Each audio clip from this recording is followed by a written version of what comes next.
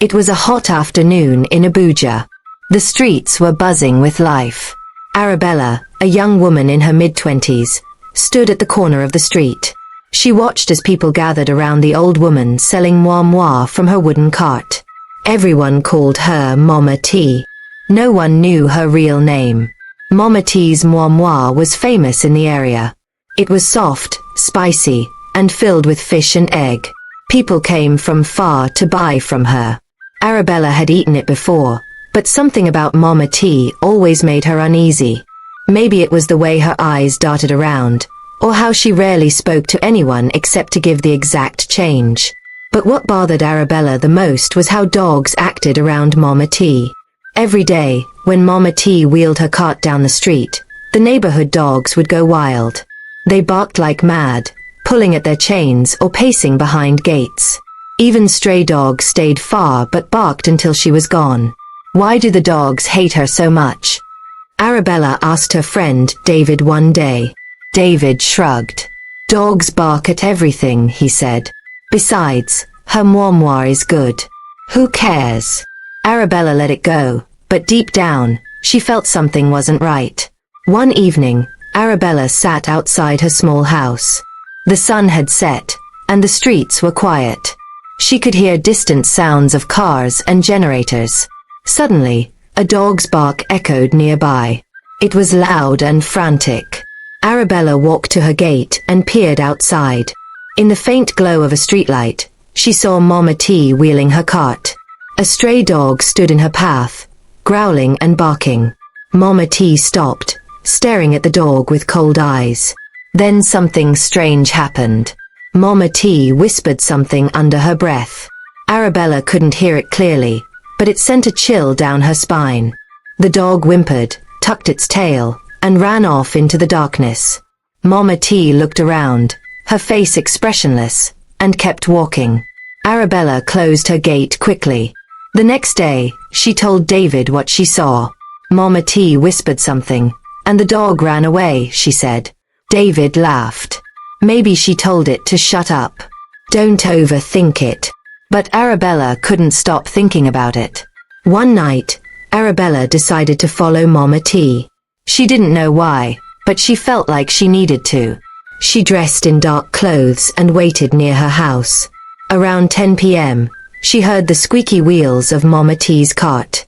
Arabella followed her from a distance, careful to stay hidden.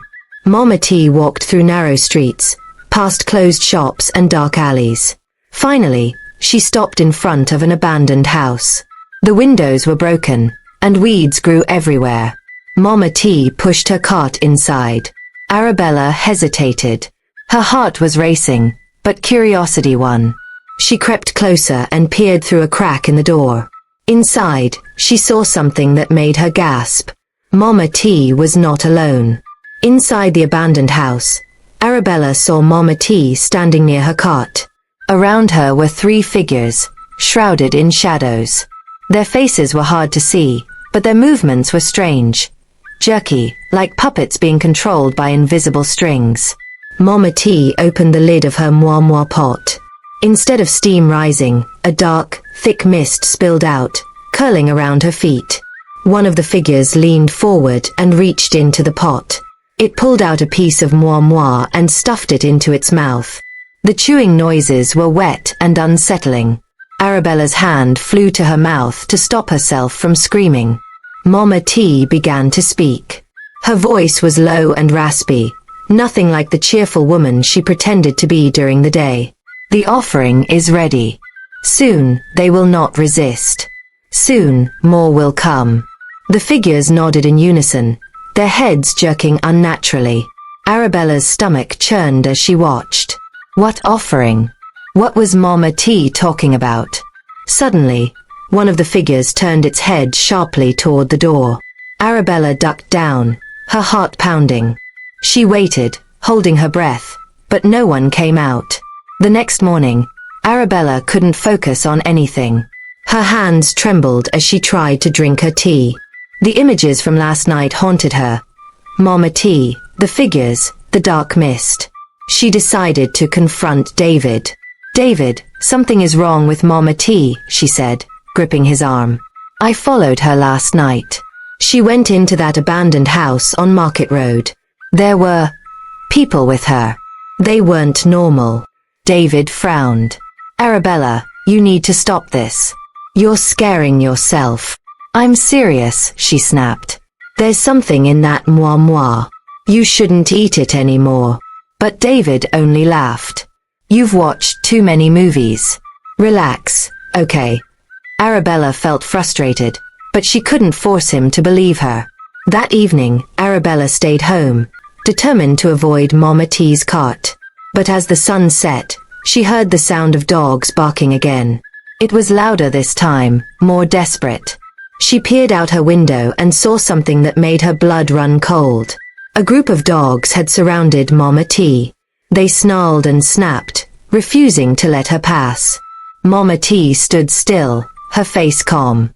Arabella watched as MoiMoi reached into her cart and pulled out a small bag.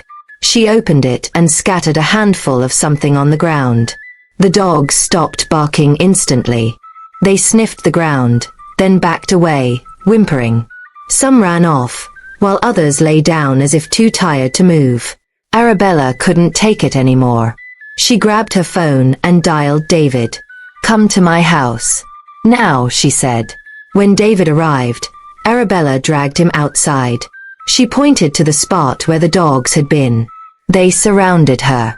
She threw something, and they ran away. David looked around but saw nothing. You're imagining things, he said, shaking his head. No, I'm not, Arabella insisted. Come with me. Let's go to that house. David hesitated but finally agreed. Together, they walked to the abandoned house on Market Road. It was dark and eerily quiet. Arabella pushed the door open, her flashlight trembling in her hand. Inside, the air smelled sour, like something rotting. The cart was gone, but the floor was littered with scraps of moi moi and strange symbols drawn in red. What is this? David whispered. Before Arabella could answer, they heard a low growl. They turned slowly.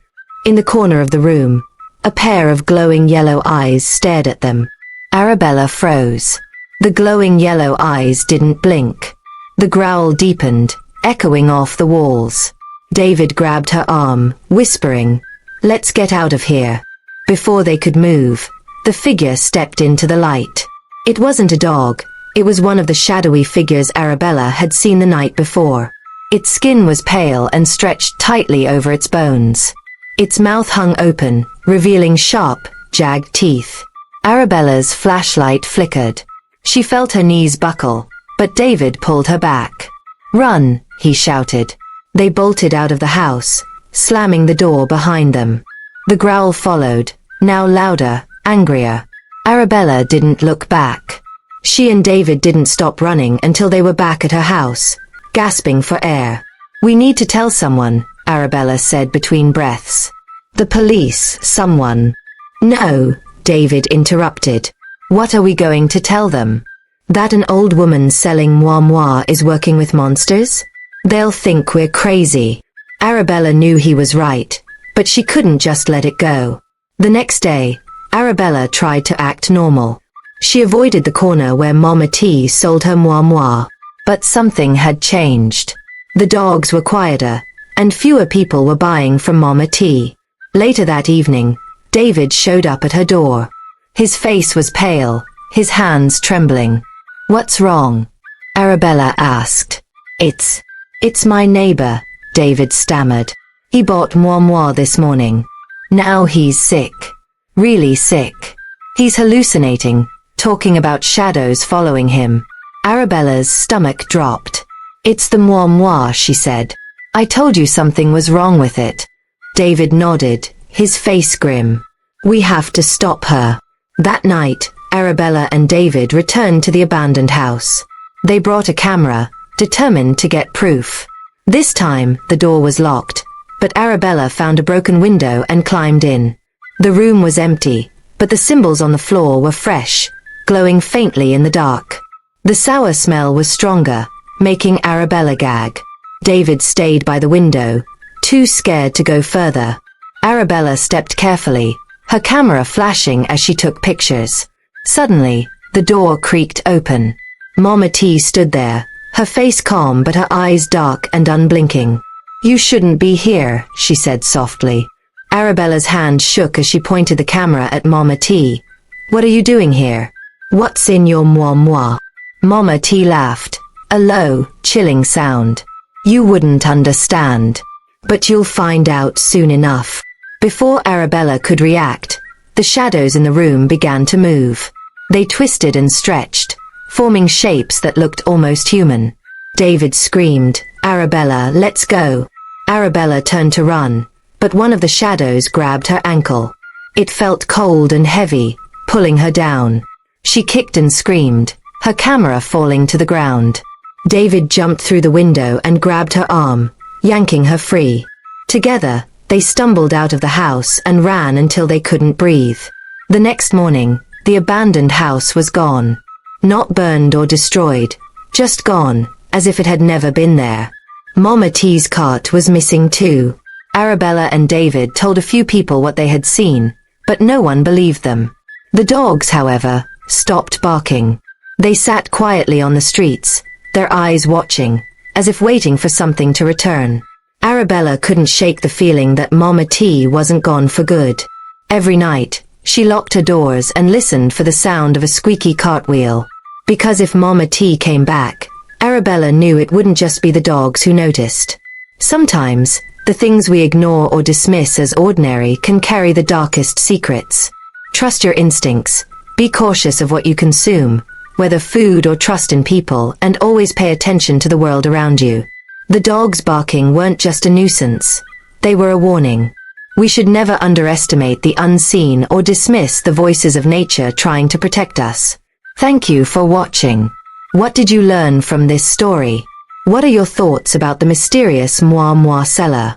Share your lessons and thoughts in the comment section below. We'd love to hear from you. If you enjoyed this story, don't forget to like, share, and subscribe to our channel for more thrilling tales. Hit the notification bell so you never miss a new story. See you in the next one. Stay safe, stay curious, and always trust your gut.